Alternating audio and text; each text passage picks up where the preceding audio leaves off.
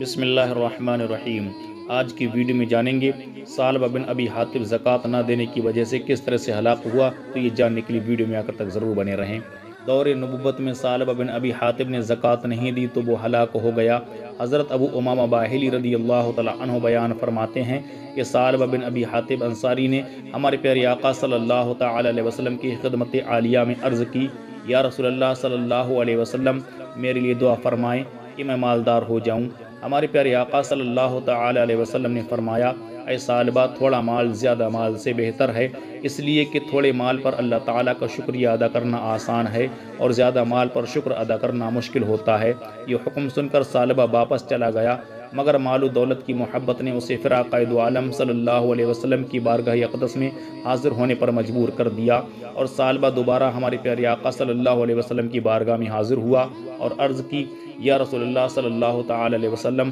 اللہ تبارک و تعالیٰ کی بارگاہ میں دعا فرما دیجئے کہ وہ اپنے فضل و کرم سے مجھے مالدار بنا دے۔ اور ثعلبہ کہنے لگا، قسم ہے اس ذات پاک کی جس نے آپ صلی اللہ علیہ وسلم کو سچا رسول بنا کر بھیجا ہے، اگر وہ مجھے مال و دولت سے نوازے گا تو میں اس مال کو اللہ تعالیٰ کی راہ میں خرچ کروں گا اور ہر حقدار کو حق ادا کروں گا۔ یہ سن کر اللہ تبارک و تعالیٰ کے پیارے حبیب صلی اللہ تعالی علیہ وسلم نے اپنے دست رحمت کو دعا کے لیے اٹھائے اور ثعلبہ کے حق میں دعا فرمائی، اللہم ارزق ثعلبۃ مالا، اے اللہ تعالیٰ ثعلبہ کو مال عطا کر۔ ہمارے پیارے آقا صلی اللہ علیہ وسلم کی دعا ثعلبہ کے حق میں قبول ہو چکی تھی۔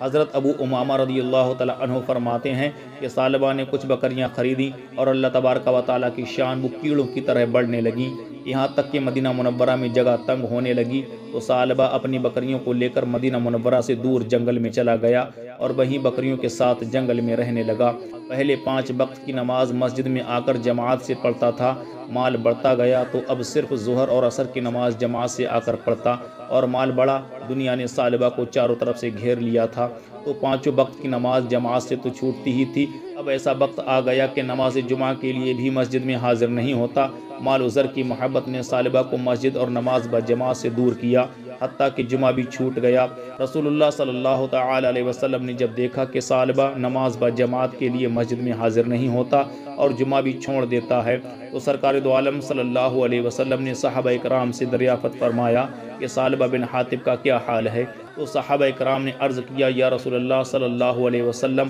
ثعلبہ کا مال اس قدر بڑھ گیا ہے کہ مدینہ منورہ میں رہنے کی جگہ کم پڑ گئی ہے، اس لیے وہ مدینہ منورہ سے دور جنگل میں چلا گیا ہے۔ ہمارے پیارے آقا صلی اللہ علیہ وسلم نے فرمایا، ثعلبہ تجھ پر افسوس ہے، ثعلبہ تجھ پر افسوس ہے۔ اب ایک دن وہ بھی آتا ہے کہ رسول اللہ صلی اللہ تعالی علیہ وسلم نے اپنے نائبین صحابہ کو مالداروں کے پاس زکوٰۃ وصول کرنے کے لیے روانہ فرمایا۔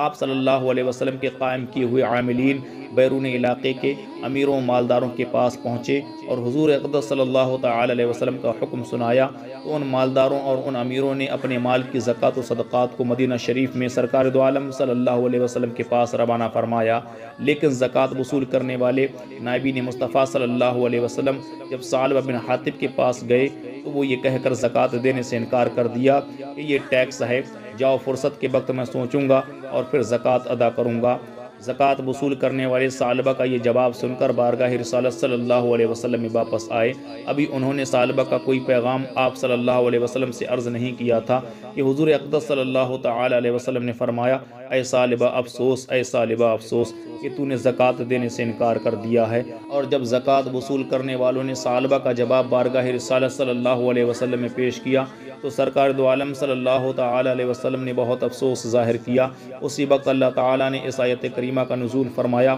اور یہ آیت ثعلبہ کے حق میں نازل ہوئی۔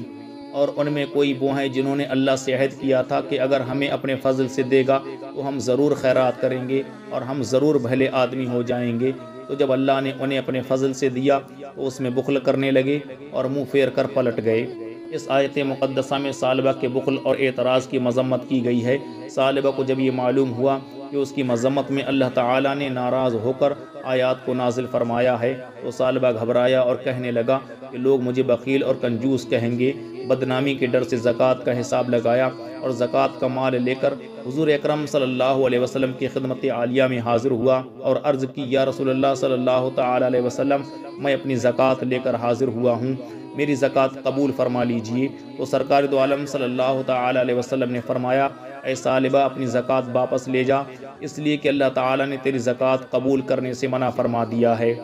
یہ جواب سن کر ثعلبہ واپس لوٹ گیا اور اپنے سر پر مٹی ڈالتا۔ ہمارے پیارے آقا صلی اللہ تعالی علیہ وسلم کا ظاہری وصال ہوا۔ جب حضرت ابوبکر صدیق رضی اللہ تعالی عنہ خلیفہ ہوئے تو ثعلبہ موقع غنیمت جانا اور زکوٰۃ کا مال لے کر حضرت ابوبکر صدیق رضی اللہ تعالی عنہ کی خدمت میں حاضر ہوا۔ تو حضرت ابوبکر صدیق رضی اللہ تعالی عنہ نے یہ فرما کر زکوٰۃ لینے سے انکار کر دیا کہ جب ہمارے پیارے آقا صلی اللہ تعالی علیہ وسلم نے تیری زکوٰۃ قبول نہیں کی تو میں تیری زکوٰۃ کیسے قبول کر سکتا ہوں۔ پھر حضرت عمر فاروق اعظم رضی اللہ تعالی عنہ کے زمانہ میں ثعلبہ زکوٰۃ کا مال لے کر حاضر ہوا تو امیر المومنین حضرت عمر فاروق اعظم رضی اللہ تعالی عنہ نے یہ کہہ کر زکوٰۃ لینے سے انکار کر دیا کہ رسول اللہ صلی اللہ تعالی علیہ وسلم اور حضرت ابوبکر صدیق رضی اللہ تعالی عنہ نے تیری زکوٰۃ قبول نہیں کی تو میں تیری زکوٰۃ کیسے قبول کر سکتا ہوں۔ یہ فرما کر زکوٰۃ لینے سے انکار کر دیا۔ پھر ثعلبہ حضرت عثمان غنی رضی اللہ تعالی عنہ کے زمانے خلافت میں مر گیا۔ تو دوستو یہ ہے ببال زکوٰۃ نہ دینے کا کہ کس طرح سے ثعلبہ مالدار ہوا اور پھر کس طرح سے ہلاک و برباد ہو گیا۔ تو ہمیں چاہیے کہ اپنے مالوں کا ہم اچھی طرح سے حساب لگائیں اور پھر زکوٰۃ ادا کریں۔ امید ہے ویڈیو اچھی لگی ہوگی، اگر ویڈیو اچھی لگی تو لائک کریں اور شیئر کریں۔ اسی طرح کی مزید ویڈیو پانے کے لیے چینل کو سبسکرائب کر لیں۔